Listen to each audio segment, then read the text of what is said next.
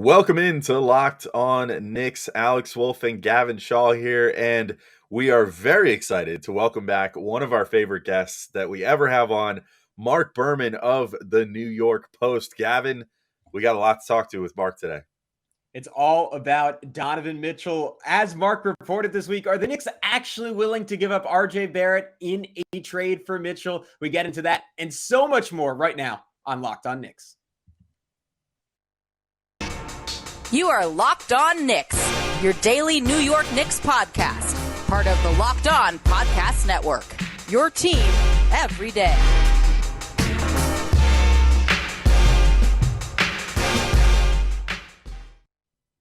All right, welcome in to Locked On Knicks. We wanted to thank you guys for making Locked On Knicks your first listen today and every day, whether you're checking us out on your favorite podcast platform or taking in the sights and sounds on YouTube. We appreciate you guys making us a part of your daily routine.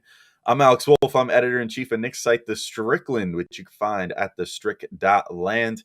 He is Gavin Shaw, your favorite play-by-play broadcaster's favorite play-by-play broadcaster, getting into high school football season. One of my favorite seasons of the year, honestly, as a former high school football reporter for NJ.com. But we are joined by a much more relevant reporter for the New York Post, who is Marc Berman. Like we said in the intro, we've got a lot of great stuff to talk about as far as the Donovan Mitchell saga, because Marc came back from a little break and has just been breaking news left and right with his reports on Donovan. So I won't hold this up any further. Let's get into it with Marc Berman of the New York Post right now. All right, as promised, we are joined by one of our favorite guests. We have Marc Berman of the New York Post joining us today. And Marc, it's been a long, strange offseason, particularly for you so far. You said that you had a little bit of time off and now we're back in the flow of things. How is it coming back to the Mitchell trade? And then also just coming right back in and dropping a huge bomb of an article on Monday that gave tons of info to Knicks fans. Yeah, I was away for 10 weeks on a family leave. I'm still in Florida. I'm heading back to New York tonight to cover the U.S. Open, but now I'm covering the Knicks. This is the time of year where I get a reprieve from the Knicks, and it's all about tennis, but not this year.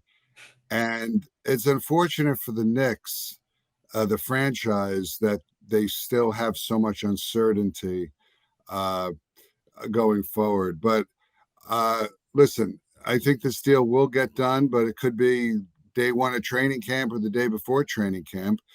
Thibodeau, we were talking off camera, he wants to put together his playbook, and he's not exactly sure what his roster looks like. And it's sometimes you put plays together based on your personnel. So more urgency for the Knicks to get this deal done than Danny Ainge, who doesn't care if they win 15 games in 2022-23. Do you think on the Jazz side of things, Marc, there almost is an urgency in that they would be incentivized to want to lose a lot of games this year, get that high draft pick in what's supposedly a loaded draft, and in turn, maybe a little bit of pressure to get off of Mitchell just because he'll help them win more games? Or you don't think Danny Ainge is thinking that way? No, I think Danny is definitely highly motivated to trade Donovan. Once Rudy was gone, that was it. I mean, Danny had showed his hand. He's going to try to recreate what he did in Boston by collecting 1 million draft picks. And, there was some silly report after the Rudy trade that I don't want to say who reported it, but that the plan is to build around Donovan. Yeah, Donovan has always had the Knicks on his radar. Rick Pitino, we spoke to for his Iona conference call yesterday, and he just went on and on about how much Donovan would love to play for the Knicks, has always loved the Knicks, has always loved this New York area.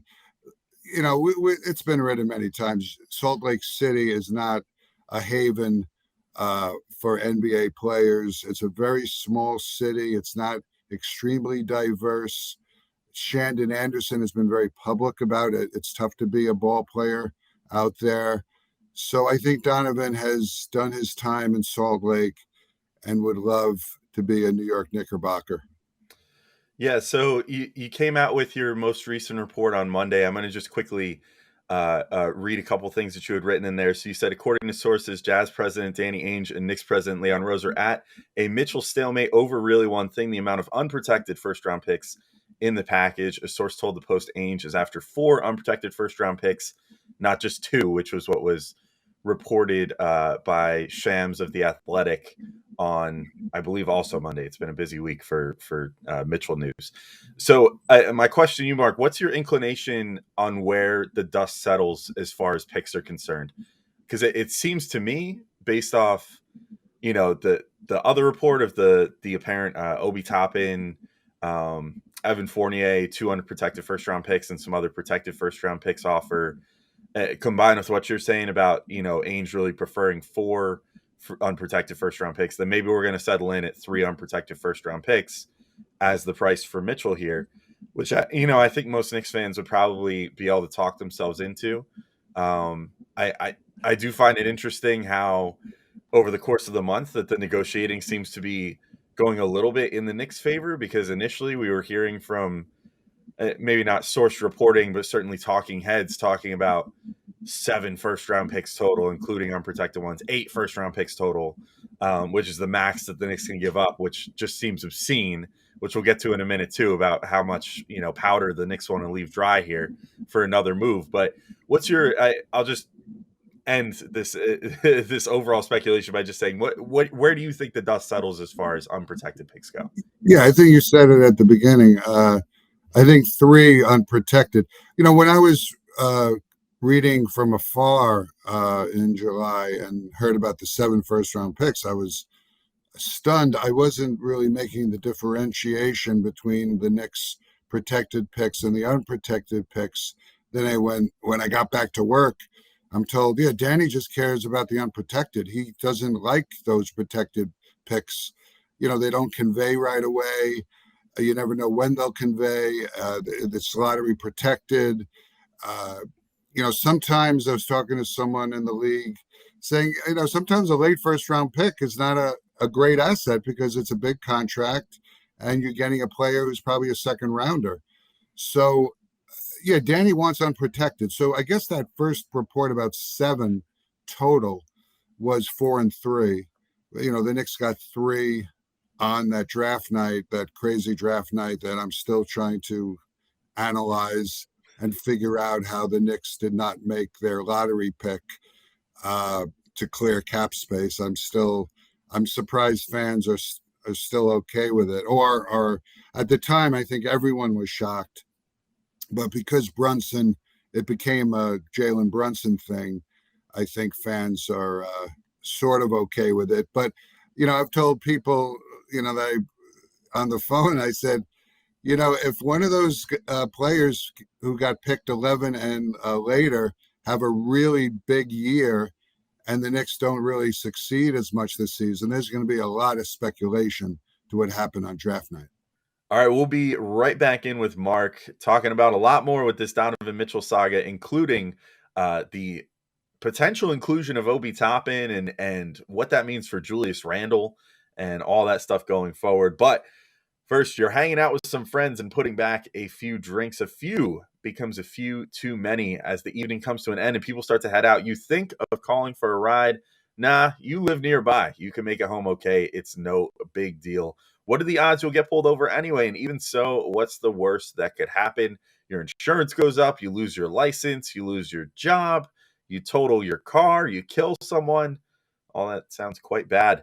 Everyone knows about the risks of driving drunk. The results are tragic and often deadly. However, that still doesn't stop everyone from getting behind the wheel while under the influence. That's why police officers are out there right now looking for impaired drivers on our roads to save lives. So if you think you're okay to drive after a few drinks, think again. Play it safe and plan ahead to get a ride. It only takes one mistake to change your life or someone else's forever. Drive sober or get pulled over. How future focused do you think the Knicks are in these negotiations? Because the underlying implication of the Knicks pushing so hard against giving up those 4 unprotected picks is sort of a tacit acknowledgement, right? That Donovan Mitchell is not the final move. He's not the player, at least given this current Knicks core, that's going to drive you towards championship contention. Do you think the Knicks are keeping in mind that ultimately to hit their largest aspirations, they're going to have to get someone equal to or better than Mitchell, and to do so, they're going to have to have the flexibility going into next summer to trade another couple of unprotected first-round picks? Yeah, 100%, Gavin. I think I wrote something over the weekend that the Knicks feel a Donovan addition can get them a 10-game leap, 37 wins to 47 wins, second round maybe even. But then where do you go from there? You're stuck as the 6th seed with no first-round picks to be able to either utilize to add to your roster or trade in a big blockbuster. The Knicks would be barren of any assets. You know that Brock Aller, chief strategist, has a heavy influence on Leon Rose, and he's all about draft capital. He hates to give it all up.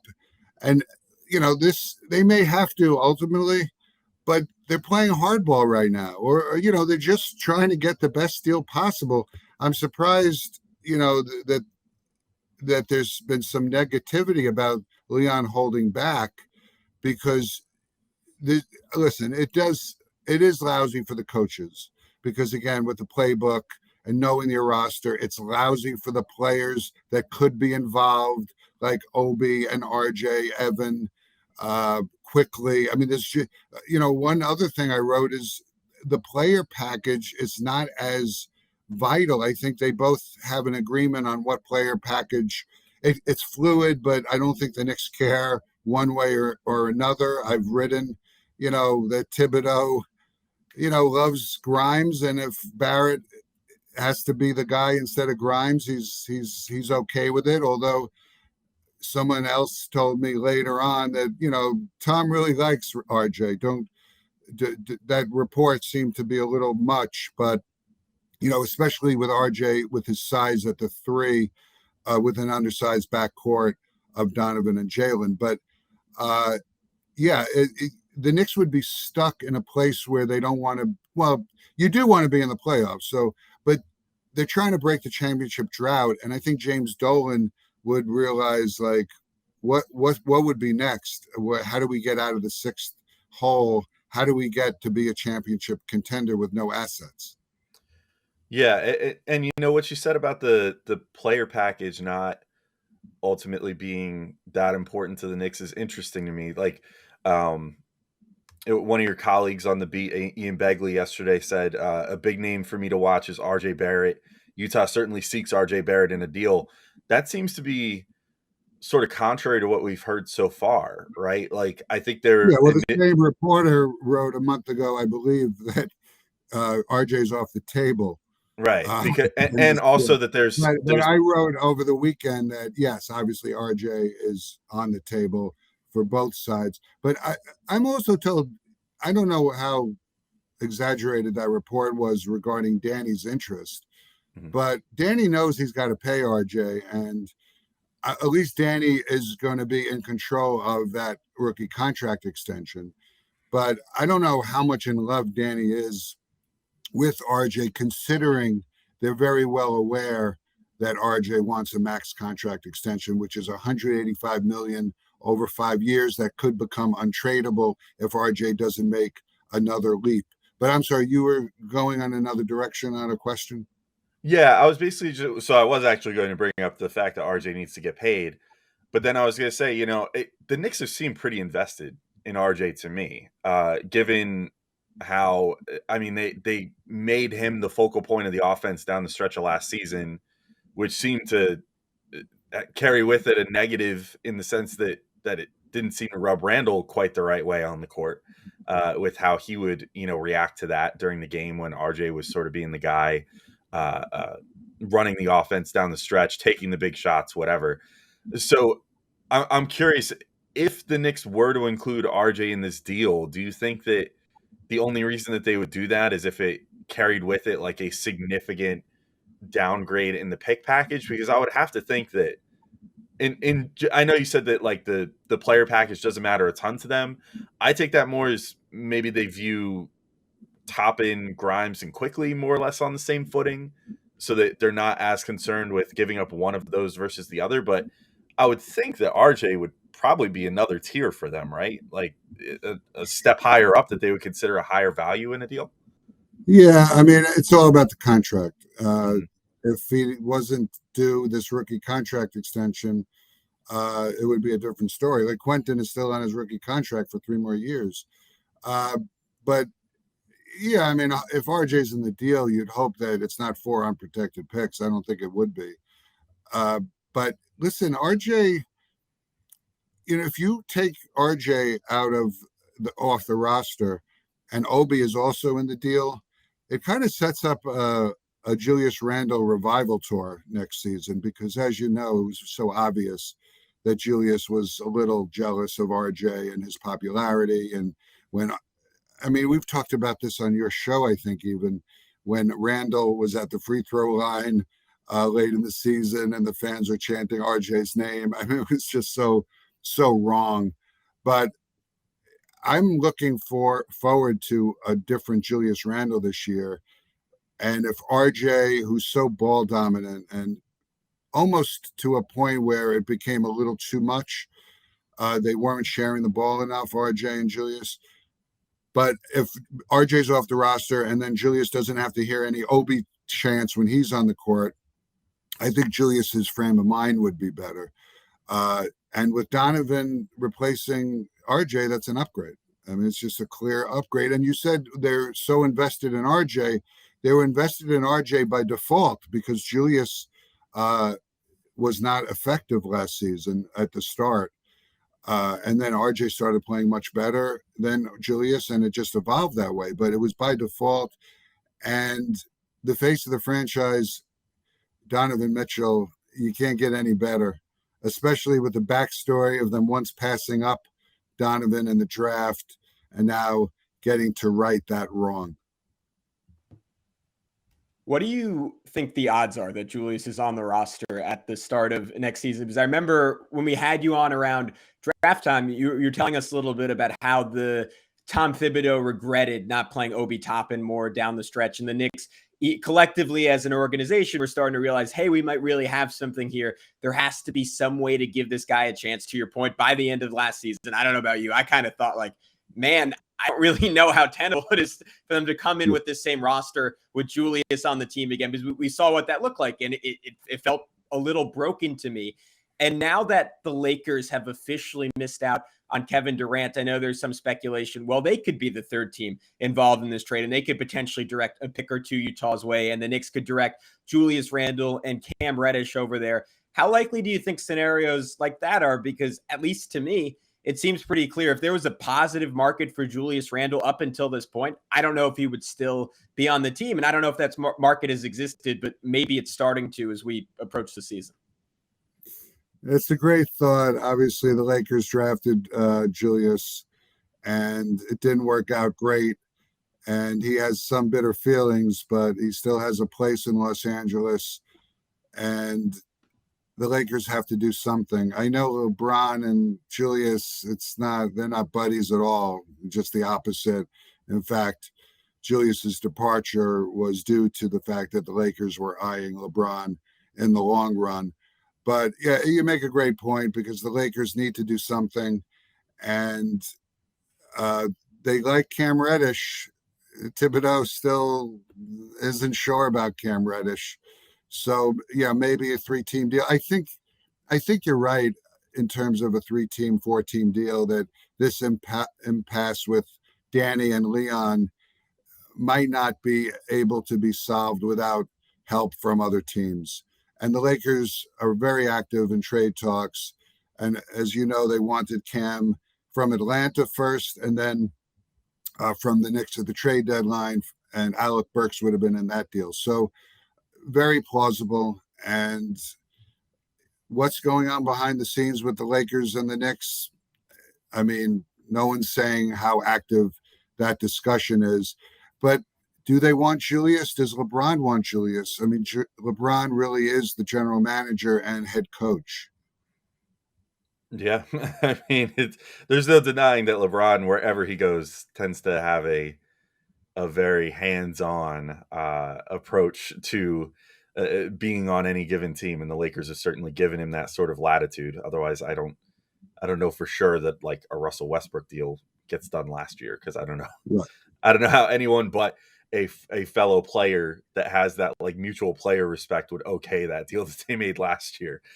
All right, guys, we'll be back one final time with the legend Marc Berman to talk about if this deal actually gets done, when it gets done, and who might ultimately be included in a trade. But before I do that, there's something else you can bet on, and there's a place you can do it. It's betonline.net. They are the fastest and easiest way to check in on all your betting needs. You can find all your favorite sports and events at the #1 online source for odds, lines, and games. You can find reviews and news of every league, including Major League Baseball, NFL, NBA, NHL, combat sports, esports, and even golf. BetOnline continues to be the top online resource for all your sports wagering information. From live in-game betting scores, podcasts, they have you covered. They also have you covered with the latest NBA championship odds that have shifted dramatically since Kevin Durant news. At one point, the Brooklyn Nets were 40-1 to win the NBA title. You could have gotten them on the low. Now 15-2. They are the fourth leading for to win a title. Your New York Knicks are a little bit behind. They're somewhere around 22nd. They are 80-1 to win a title. Hey, throw $5 down on that. You could potentially win big. Things are really going to have to go right, though, for that to happen. Head to BetOnline today. Use your mobile device to learn more about the action happening today. BetOnline is where the game starts. As we start sort of wrapping up here, Mark, we've sort of talked through all this. We haven't really talked about IQ too much, but I'm kind of curious if you were to ask like the Knicks, or like if you were trying to get into the mind of the Knicks and rank how they view RJ Barrett, Quentin Grimes, Immanuel Quickley, and Obi Toppin in their like hierarchy, where do you think they would land? I know that you said that it seems like, at least in the view of a Mitchell trade, that there's not much of a difference between them to you.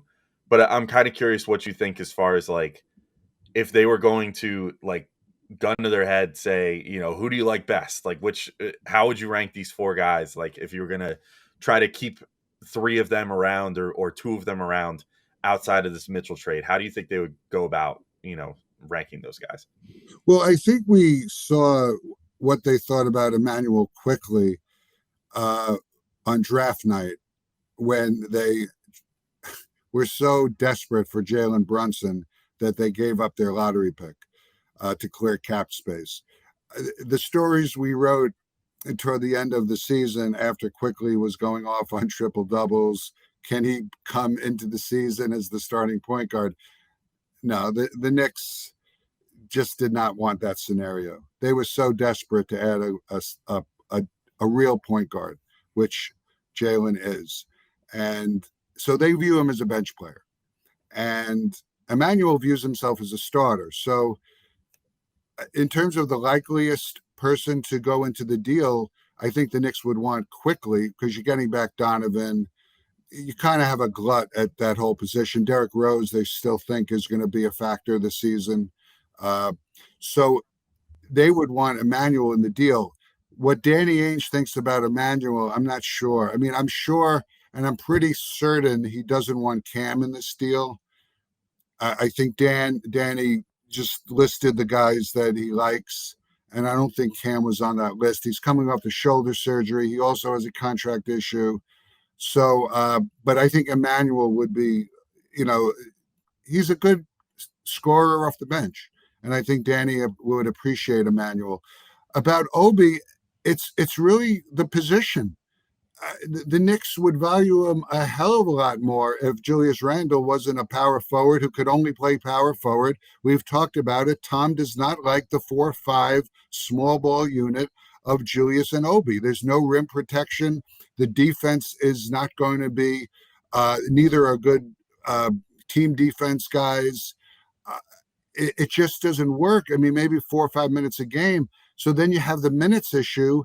How do you get Obi enough time to justify keeping him out of a trade? So, and plus, again, the awkwardness of Julius and Obi. They love each other. Obi's the nicest guy in the league. And, Julius has been his mentor, not especially his rookie year. But, with the fans clearly picking Obi over Julius, it makes for an awkward situation that could be alleviated if Obi is thrown into this package. And the Knicks have beefed up the center position where, the kid from the Clippers can be their stretch 4 or 5. And Jericho Sims showed a lot in summer league again, and Mitchell Robinson is re-signed. So, I think Obi can be expendable, quickly expendable. Tom loves Grimes, and he does not want Grimes to be in this deal. But if it has to be, it has to be. And the RJ thing, I think the Knicks are all over the map on it. It's a very polarizing issue. With his contract at $185 million, they really don't want to pay. And does he work with Mitchell and Jalen and Julius, with those 4 guys who need the ball? All right, Mark, let's end on this. Do you think this deal gets done? If so, when does it get done? If so, what does it look like? So Danny has been telling people, I got 2 teams who, they made a couple offers, really like it. I mean, who knows? I mean, I'm sure Miami has put together a nice offer. I just don't think it's enough draft picks for Danny. Obviously, Danny would love the press to write about the sweepstakes going on, that, multiple teams are involved. So Leon would have to up his offer. I don't think Leon really believes that these 2 mystery teams have offers better than his. So it could go down. I think the deal will get done. I think it will get done with the Knicks. I think it will be the day before training camp when it's finalized. I think they're going to be playing their poker right up until they have to. And to me, that's, when training camp starts, because for the Knicks to go into training camp still with this hanging over their head, that's not what Leon Rose wants. That's not the way to start a season. I think almost if training camp begins, I think he might even pull back. Yeah, well, it's certainly going to be a long month and change between now and then, if that is the case. But it's been a long month and change already, so I guess we could survive another one. Mark, we know that you're going to be here taking care of us as far as, getting the intel and disseminating it and giving us, honestly, that story on Monday was one of the more comprehensive stories I've seen in a while as far as where things stand as far as this all is. So certainly appreciate that. Do you have anything? We always ask, do you have anything you want to promote? You want to promote your U.S. Open coverage real quick before we sign off? Anything coming up that you want people to know about? Yeah, well, my Knicks newsletter, Zach Braziller did a nice job filling in for me. He was continuing the Thursday Knicks newsletter. I'll be back at it for tomorrow's newsletter. So that's the main Knicks thing right this moment. And obviously the U.S. Open. Listen, I know that, there's some Knicks fans who like tennis, but the Serena thing is a big deal. It will be a great celebration. Obviously, she's nowhere near where she once was at age 40. She'll turn 41 later this month, but it will be great to see her go out at the U.S. Open, and it's going to be a great, great night. I think it's Tuesday night. She'll probably play her first match, and if she wins it, then we go to Thursday. But we'll see what her draw looks like on Thursday. Cool. Well, we look forward to seeing that. Certainly is. If Knicks fans need a nice distraction from the Mitchell saga for a minute, one of the biggest tournaments of the year in tennis, right in our backyard. So certainly something to look for. Thanks so much for coming on, Mark. Really appreciate you taking the time to talk with us as always. I think this was a really informative episode. So thanks so much for coming on, and hopefully it won't be too long. We love that you're not a stranger and come on here pretty often. Great. Thanks, Alex. Gavin, had a great time, and good luck. You guys do great work.